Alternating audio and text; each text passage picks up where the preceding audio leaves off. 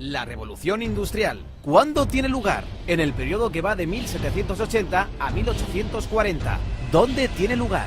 En Inglaterra, para después extenderse a Europa y a los Estados Unidos. ¿Por qué fue una revolución? ¿En qué consistió? Desde el Neolítico, esto es, 10.000 años antes del siglo XVIII, la humanidad no había experimentado una serie de transformaciones tan importantes en cuanto a su economía, su productividad, aparición de nuevas tecnologías, que conllevó a una transformación profunda de la sociedad. En el Neolítico se aprendió a plantar, aparece la agricultura, domesticar a los animales, apareció la ganadería. Las sociedades ya no necesitan ser nómadas para subsistir, por lo que el hombre se hace sedentario y recolector, pudiendo almacenar el excedente. Surge un nuevo modelo de organización social con la aparición de ciudades y de nuevas civilizaciones. Con la revolución industrial se va a vivir otro salto cualitativo en la forma de vivir. Se va a pasar de un sistema rural de producción manual, basado en la agricultura, a un sistema de producción industrial en las ciudades. Vamos a desgranar cómo van apareciendo estos cambios.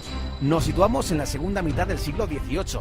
En Inglaterra, las 13 colonias británicas en América acaban de independizarse, hecho que marca el inicio de la Edad Moderna. Es la época de las revoluciones liberales y el derrocamiento del antiguo régimen.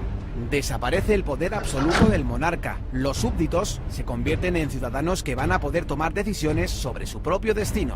Desaparece la brecha social entre los privilegiados y el pueblo llano, con el surgimiento de una nueva clase social, la burguesía, una clase revolucionaria enfrentada a los estamentos de los privilegiados. ¿Por qué la revolución industrial comienza en Inglaterra? En Inglaterra se había instaurado 100 años antes el sistema parlamentario, definido ideológicamente por el liberalismo de John Locke, basado en la división de poderes, la economía de mercado y la libertad individual. Este modelo fue copiado después por Estados Unidos, Francia, España y es el modelo que se usa hoy en día en casi todos los países democráticos. Este sistema presta un nivel de seguridad jurídica que proporcionaba suficientes garantías para el empresario privado. Ello sumado a una mentalidad protestante más abierta que en otros países del sur de Europa, un periodo de paz dentro de Gran Bretaña, un buen sistema bancario, cierto equilibrio monetario y la ausencia de inflación hacen que se den las condiciones para que aparezca el capitalismo. Y con ello, la revolución de la industria. Inglaterra también tenía una posición geoestratégica privilegiada, poseía una gran flota naval que dominaba los mares, controlaba, entre otros, los territorios del subcontinente indio, fuente importante de materias primas para su industria, como el algodón que alimentaba la industria textil. El proletariado. Con el nacimiento de la burguesía nace también el proletariado, los trabajadores o clase obrera que carece de propiedades y medios de producción, por lo que, para subsistir, se ve obligada a arrendar sus fuerzas de trabajo a la burguesía propietaria de los medios de producción. Las condiciones laborales de los trabajadores eran todavía muy precarias, con largas jornadas de trabajo y malas condiciones sanitarias. Pese a esto, supusieron un gran avance respecto a épocas anteriores. Hubo un éxodo del campo a las ciudades. Las grandes ciudades mejoraron su alcantarillado y mejoraron las condiciones de salubridad. Se redujeron las epidemias y Edward Jenner descubrió la primera vacuna contra la viruela. Se redujo la mortalidad infantil. La consecuencia fue una gran explosión demográfica. En un siglo se triplicó la población del país. Aumentó la esperanza de vida de los 35 a los 50. El capitalismo trajo progreso y el salario medio en Inglaterra se duplicó. Los precios bajaron y mejoró sustancialmente la calidad de vida. Aunque el nivel de vida mejoró en el cómputo general, los grandes beneficiarios fueron los burgueses, que pasan de ser una clase social revolucionaria a una clase acomodada. La burguesía, cuya situación de privilegio social se basa fundamentalmente en la fortuna, desplaza definitivamente a la aristocracia terrateniente, cuyos privilegios estaban en su origen o en sus vínculos de sangre. Pero el nivel de vida de la clase obrera todavía tendría un amplio margen de mejora, y si no, que se lo digan a Karl Marx. ¿Cuál fue el principal avance tecnológico de la revolución industrial? La máquina de vapor fue un invento que perfeccionó el ingeniero escocés James Watt. La máquina de vapor consiste en un motor de combustión externa que transforma la energía térmica de una cantidad de agua en energía mecánica. Por la flecha roja a la izquierda entra el vapor de agua calentado por una caldera de carbón cerrada herméticamente. Se genera vapor de agua, lo cual produce la expansión del volumen de un cilindro empujando un pistón. Mediante un mecanismo de biel a manivela, el movimiento lineal alternativo del pistón del cilindro se transforma en un movimiento de rotación que acciona una rueda, ¿Qué aplicaciones tuvo la máquina de vapor?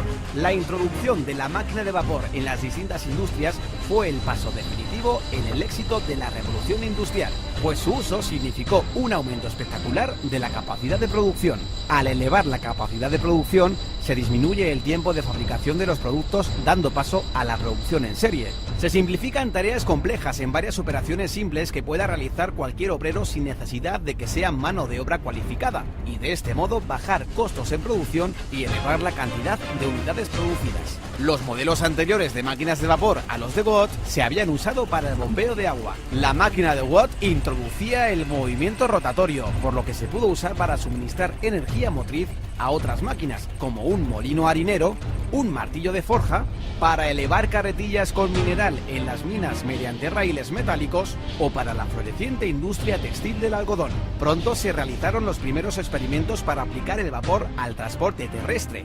George Stephenson, que comenzó experimentando con el transporte de grandes cargas en las minas de carbón, puso a punto su primera locomotora. La construcción del ferrocarril de Liverpool a Manchester en 1829 consolidó su fama para siempre. El ferrocarril permitía transportar materias pesadas a 40 km por hora, una velocidad antes impensable, acortando extraordinariamente el tiempo de los desplazamientos y permitiendo vertebrar el comercio interior, escasamente desarrollado hasta entonces. El volumen de los intercambios se multiplicó. También se aplicó el vapor en otro ámbito de la industria del transporte, la navegación fluvial y marítima, con la invención de los barcos de vapor. Otro avance digno de mención fue el alumbrado público de gas. Las ciudades se convirtieron en lugares más seguros para viajar. Al instalar lámparas de gas en las calles, se redujeron las tasas de delincuencia. Al final de la revolución industrial, las ciudades se habían transformado. La población de Inglaterra se había triplicado. Las ciudades de Birmingham y Manchester prosperaban como ciudades textiles. Ruedas mecánicas tejían su tela y sus chimeneas echaban humo sin parar. Aparecieron ferrocarriles modificando y vertebrando el trazado de las ciudades. Y en los muelles, barcos de vapor. La vida cobró nueva animación. De una nación que labraba el campo, Inglaterra de pronto se había convertido en la primera nación industrial del mundo. Pero todo esto solo es el principio, pues a partir de 1850 entramos en la segunda fase de la revolución, conocida como la Segunda Revolución Industrial.